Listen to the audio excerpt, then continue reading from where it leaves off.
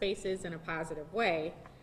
While we have more work to do, I'm encouraged by the way we're coming together, business, civic, community, and governmental leaders to combine our resources and create positive spaces downtown. Part of this work involves lifting up and coming small businesses which are contributing to our downtown community. One of those businesses is Whiskey on Washington, which just opened earlier last month. And I was glad to hear that Mr. David Shanks is a bourbon fan just like me.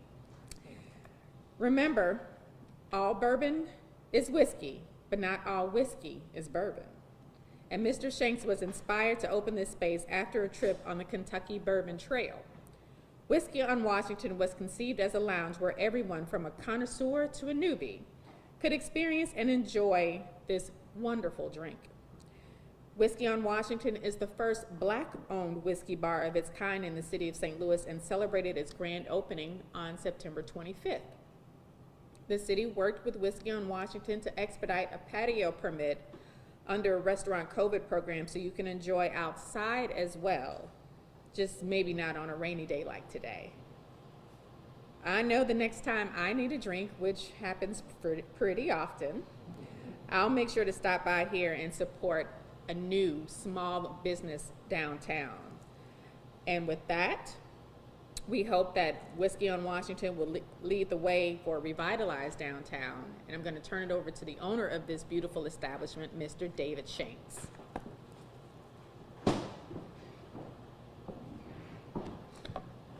Thank you, Mayor Jones. I truly appreciate that.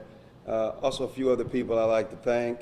5th Ward Alderman James Page, who actually participated in support of my liquor license when we started this journey many moons ago before COVID. The St. Louis Downtown Neighborhood Association, DNA, President LaShonda Lewis, Travis at the City of Special Events Department really supported us in getting the patio outside. If it was not raining, we would probably be out there right now. 79th District State Representative Rashad Aldridge and 78th District State Representative Lakeisha Bosley. They attended our preview event right before we opened on September the 25th or so. We received a lot of encouragement and warm welcomes from Riverfront Times, Fox 2 News, St. Louis STL at Fox 2, and a lot of support from just the downtown neighborhood, a lot of whiskey fans, expert distillers, and just anyone who really likes whiskey and want to see downtown thrive as other downtowns do in other major cities throughout America. But like Mayor Jones said, this is something that I really wanted to do starting around 2017. I really took a trip to the Kentucky Whiskey Trails, fell in love with the concept and wanted to bring it back to the St. Louis area. Right after college, graduated from Mizzou in like '08. I just dedicated my life to kids and really supporting kids. Math teacher in St. Louis Public Schools, coach in Boys and Girls Club, coached in Clayton, everywhere you could name. I just wanted to really support young people. And then I fell in love with whiskey. Not blaming the kids, it just happened. So I really hope that we all can have a space that we can enjoy and try some new things. A few cool concepts that we have and that we live by is the people build the wall of whiskey. So if we don't have what you want, write it down. We'll have it the next time you come back. We also do not serve food, but you're welcome to bring food from anywhere. Hopefully you enjoy one of the restaurants located on Washington Avenue. And that's all I have. Thank you. And Whiskey on Washington, 1321 Washington Avenue, right at the corner of Washington and 13th.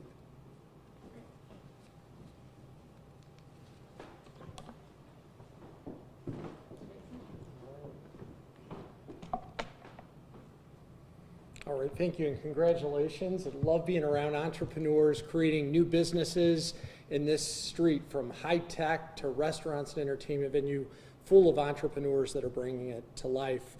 Speaking of which, last week I spoke to you about the special opportunity for downtown St. Louis that was presented by the GeoInt Symposium, the single largest gathering of the geospatial industry.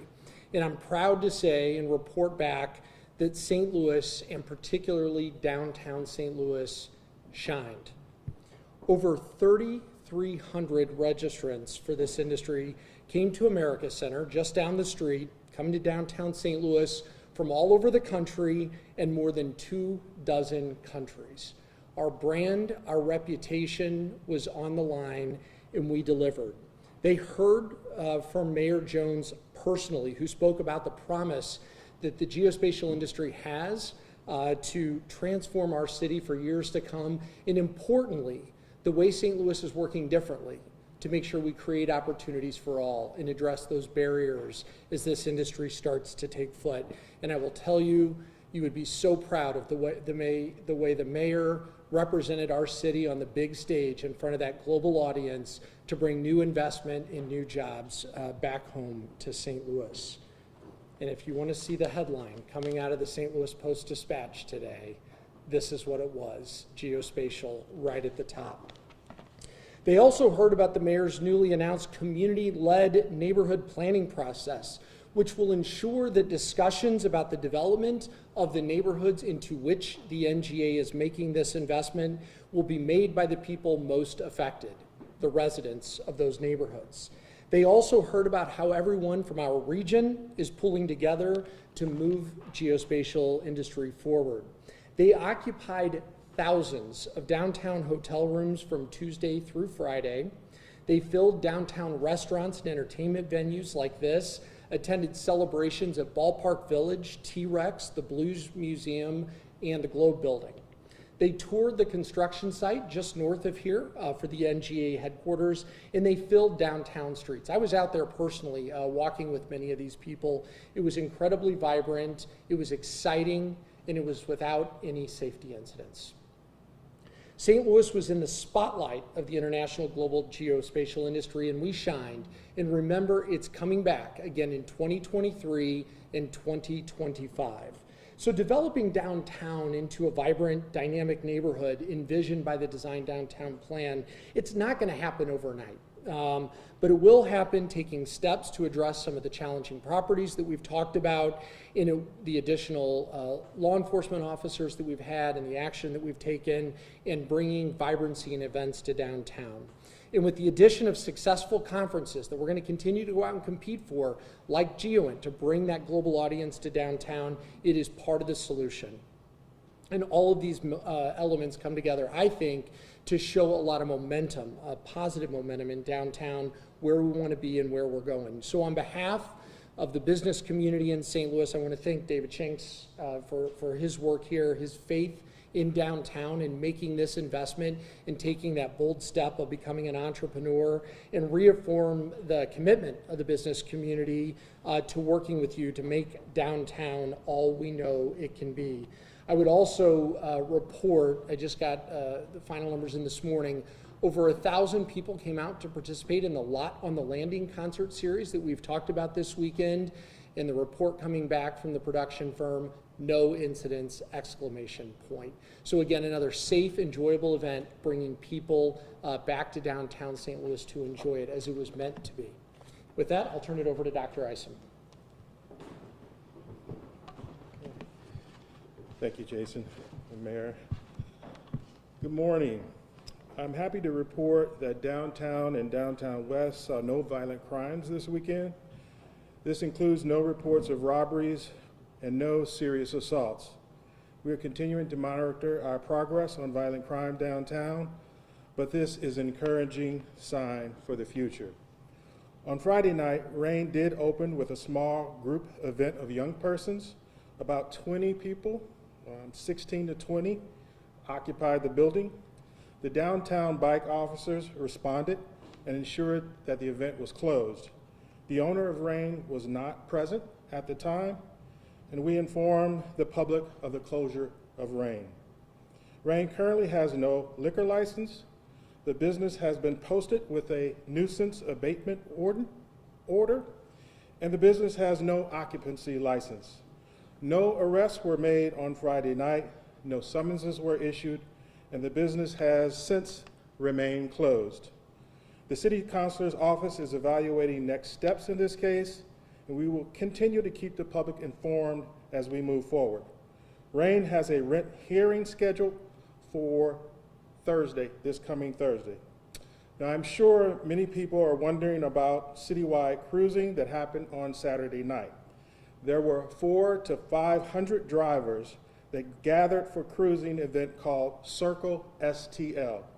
Circle STL appears to be a large, coordinated social media event that drew cruisers from across the region to North St. Louis.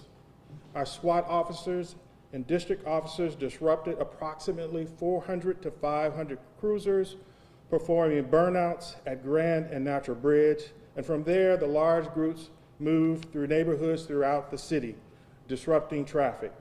The focal points for our officers were St. Louis and Vanderveer, Grand and Dr. King, Olive Street and Compton, Jefferson and Shenandoah, South 7th and Russell, Lafayette and 14th, Clark and 14th, and 1 IKEA Way.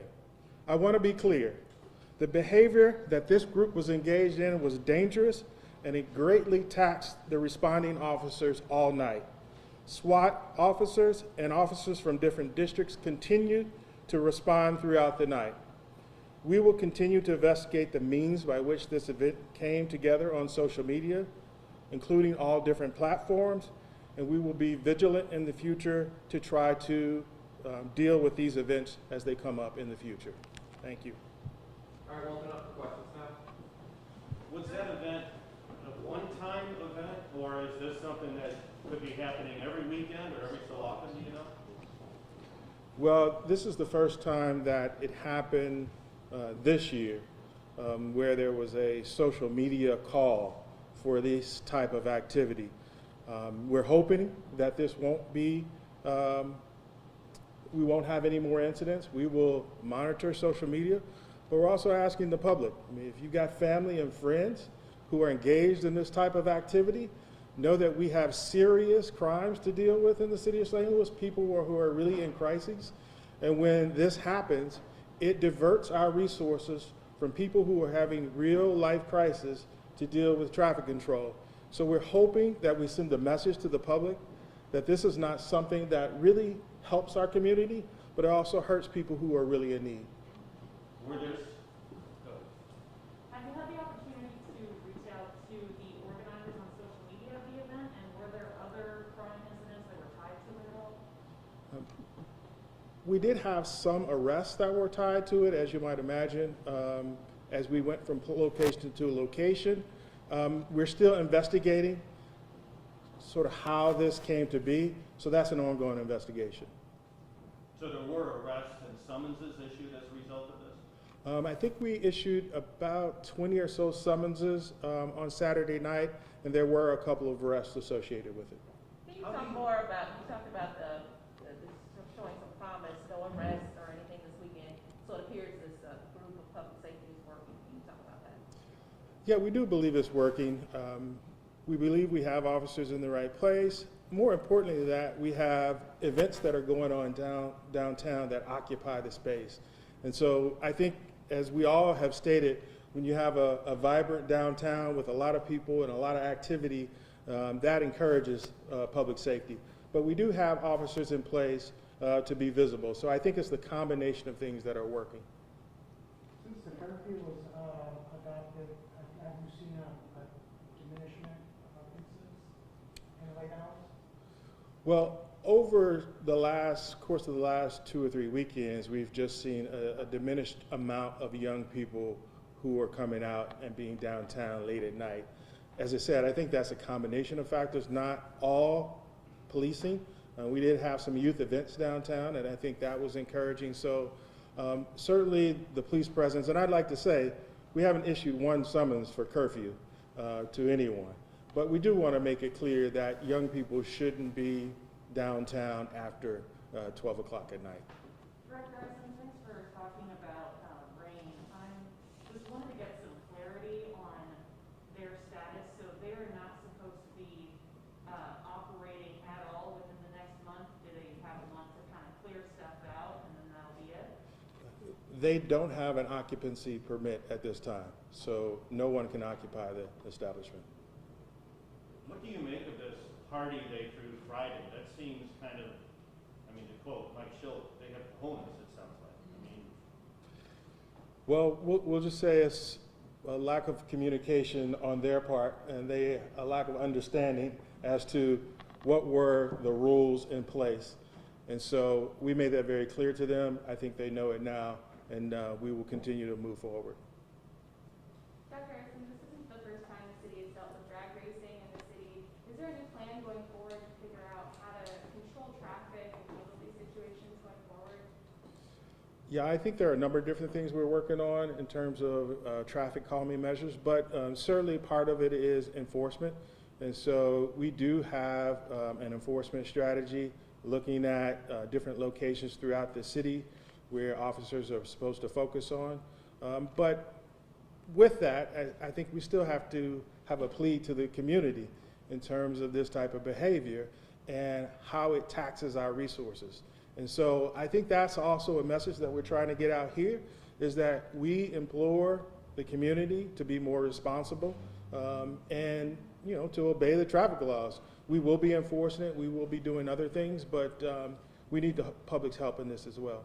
How many officers were drawn to that event on Saturday? I don't have an exact number. But you said it did take away, sort of diverted resources that wasn't going elsewhere. Right, so as I indicated, we have our SWAT officers, but we have district officers who are responding as well. So, you know, district officers, as I indicated, it happened throughout the city. So all officers who were on patrol were pretty much engaged in trying to slow this activity down. Some might say arrests send a message, especially when it comes to something like rain. Pretty well known what their status is, so to play dumb seems kind of hard. Can you explain why any arrests or any summons or nothing like that was done once that party was discovered? Right, well, I think, you know, this is the first step in the process. I don't know that we want to move to locking people up the first time we have a misstep. They were cooperative, it was closed down, and we will see what happens next time. Was it residents or some of your additional patrols that caught wind of what was going on there? No, we had some idea through social media and some other things that this might occur. Where are you in finding a new police chief? Yeah. So we are having a number of community listening sessions. There's a survey out on the city's website. We implore everybody to take the survey. Let us know what you want to see in the new police chief. And we will continue that process until the chief resigns or his last day is in late February. So we will continue our outreach to the community, and then we'll as we get that input, we'll then develop those into questions for the candidates. there's a new group trying to replace the current SID. Has the current SID been cooperative with police? Could they be doing more to secure Washington Avenue in downtown? That's a question about police. I'm not at liberty to even answer that question. You, anything about the SID? You, no. Mm-hmm. Any other questions? Okay, thank you. Being Indigenous Peoples Day today, and such as the day in which Hispanic Heritage Month is anchored, could you give some words to the Latino Hispanic community in St. Louis about this day of recognition? Yes, absolutely. Today is Indigenous Peoples Day, and I took some time to do some research on the original tribes that lived in St. Louis. Iroquois was one of them, Miami another one.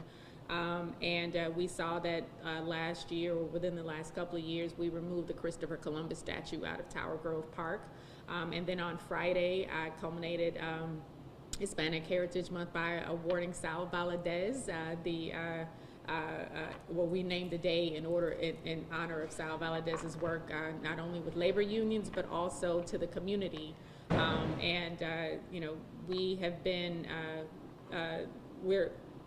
actually the Hispanic community is one of the largest growing communities in the city, and so we welcome them with open arms. I am actually the only candidate that when I ran that translated my literature into Spanish, and we also want to highlight that on the city's website now, you can translate the city's website into about 5 or 6 different languages.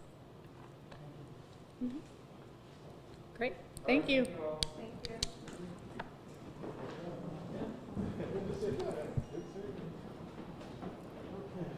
All righty.